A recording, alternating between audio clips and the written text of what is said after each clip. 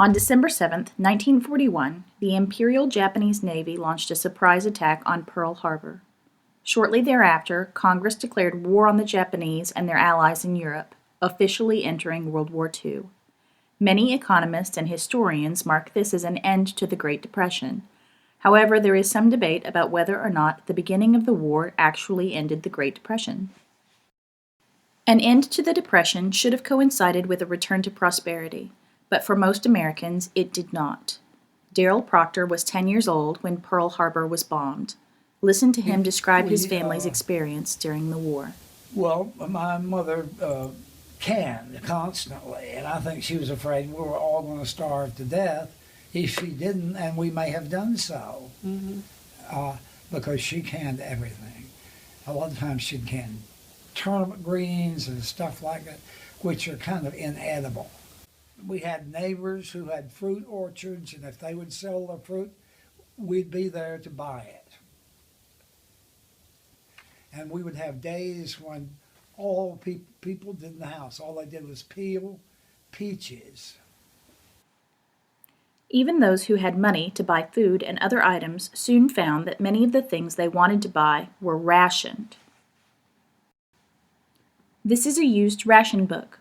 When it was issued, it would have had coupons inside for specific amounts of different products. In order to buy certain things, you had to have a coupon as well as the money to purchase an item.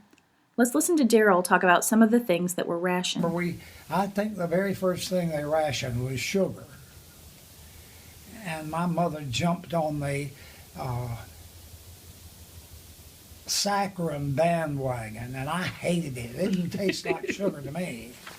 And I was not above sneaking sugar when nobody was looking. And it did affected her because, as much food as she canned, she needed, and you did get extra food if you would attest to the fact that you were going to be canning so much. So it was a pain in the ass more than anything else. Then gasoline rationing came along. And of course, if you were a farmer and if you had a tractor, you had all the gas you needed because you just back up to the barrel of gasoline that you had and fill up your tank. And everybody that we knew did the same thing. I don't think it hurt anybody, but it certainly didn't help anybody. Shoes were rationed. You were only allowed, I think, 2 pairs of shoes a year. I had always felt lucky if I had 1 pair, and never more than 1 pair at a time. While it's clear that the economy did change during World War II, it's debatable as to whether or not that constitutes a recovery.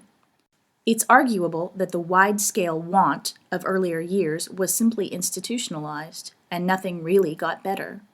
It can be argued that jobs were created, unemployment dropped, and new markets were born from the ashes of the war. Economies are complex machines. One change can have far-reaching and unintended side effects. You'll have to judge the causes for yourself.